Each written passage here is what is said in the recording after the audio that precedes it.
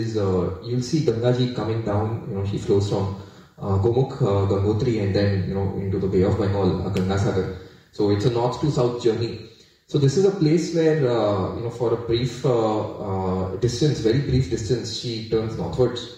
And now, but then why does she turn northwards? So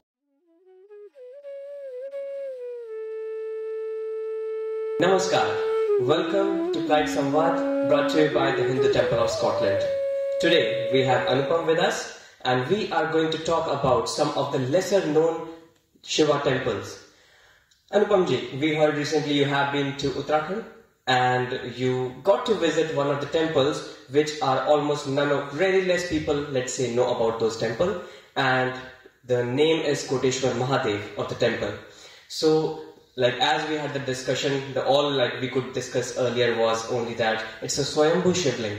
So if you could just tell us more about the Shivling, and starting from the meaning itself of the word, that what Swayambhu means, and then let's go forward, yeah? Namaskar Rishabhji and everyone. So just to start off with the question. So yes, so Swayambhu is one that is self established. No one has created it. It was always there. No one knows the origin. You'll hear many stories of someone got a dream, dig here and they'll find a statue of Vishnu or Shiva in this case, right? So or even Ganesh. There are so many Swayambhu forms of these gods. So that in short is Swayambhu.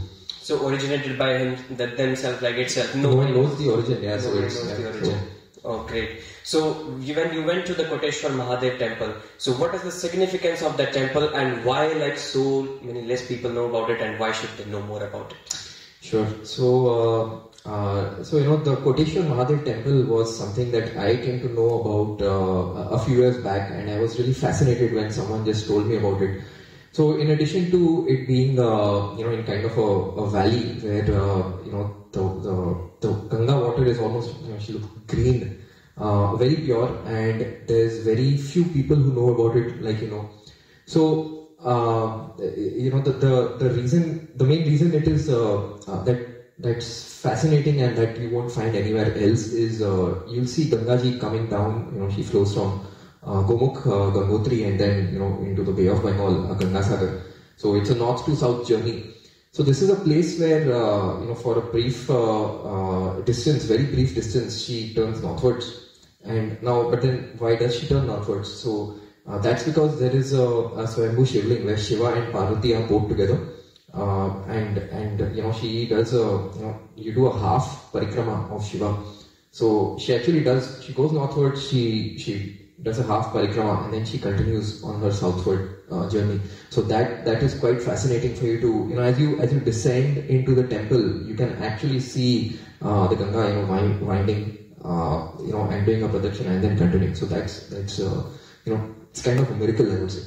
So I can just imagine how incredible it would have been to see that a river with such a, I would say, grandeur of flow, just flowing towards us, and then it turns. So is there a story behind the turning of it? Who discovered it? How do normal people came to know about this origin of this part? Yeah, so yes, you're right. It takes your breath away when you see from the top, and you can in fact even go to Google Maps. Maybe we'll just put up a pic as part of this a video as well, how it looks on Google Maps.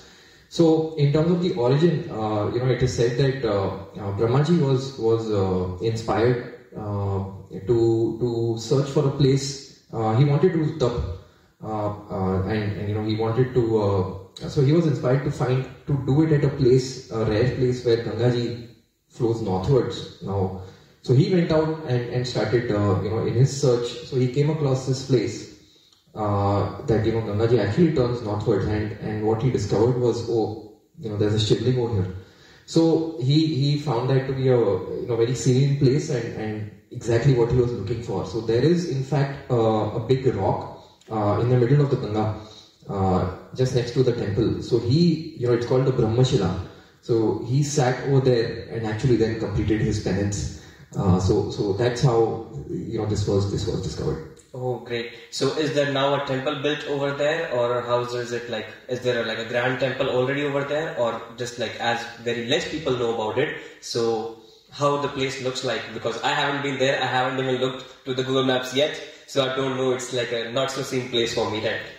Yeah, I would say it is quite inaccessible as compared to the others. The temple is very beautiful. It is it's very simple. I wouldn't say it's as grand or anything of that sort. But in terms of how to reach there, it is from Rishikesh you go to Devprayag, and then from Devprayag you take a detour towards Koteswar Dam. It's about a 25-30 minute drive, and then you have to park your car, and it's quite inaccessible, so you have to ask around in the villages, and then you have to park your car or whatever vehicle, and then you have to walk down. So that's like about a 300-400 meter or at the most half a kilometer descent. And if you literally to that place, if you want to take any food items or anything, you have to actually take it on a donkey or a horse or something like that sort. No cycles, no motorcycles, forget about cars. So but yes, it has been, the government is maintaining it quite well. There are ghats, there are 4 ghats over there, for bathing in the Ganga as well. So especially of a special significance is the point where the Ganga turns north, and that's where people take the Ganga water also back. And it's so nearby, right? So you can actually do the Abhishek of Shiva, of the Swayambhu Shivling, using the Ganga right next, right? Wow. So and there was someone telling me that the water of the Ganga is the alkaline content is quite high over there. So it's just a very divine place, is what I'm saying. So as you just said that now the government has maintained it very well. Was it the temple that exists right now, was it like built by any of the governments previously, or was it like a way back it was built by some kings? Or yeah. So you're absolutely right. As is what happens, so there was a king. So there are quite a few stories. There's just one story that I heard of. So about a king, when this Swayambhu Shivling was there, and they just got curious, what is there? Where did this come from? Mm-hmm. How did this come up? Let's try to dig. So he got his soldiers to start digging, and they went to some depth, and they just found so many snakes at one point in time. They just got scared, and they started covering it up. So after that, the king just he asked for forgiveness, and he built they say that he built a roof of gold on top of the Swayambhu, and it is also said that the roof broke, and then cracks also started appearing within the Shivling. You can actually see some cracks also over there. So the indication was, don't cover. It needs the sunlight. It needs to be in the open, the Akash Tattva. Don't try to cover it. So even today, when you go to the temple, it's very nice, but they've left just the part over the Shivling is open, where the sunlight comes and drenches it. You'll see sometimes sparrows and some small birds coming in and just sitting over there and chirping, and it's very, very serene just to sit over there and just do your normal jump or anything. Very quiet place. Great. So this is like basically a must be visit kind of list for people who are into Shiva Bhakti and also who are trying to explore new places which are very lesser known. So thank you for adding one more, I would say, places to visit in my list when I go back to India.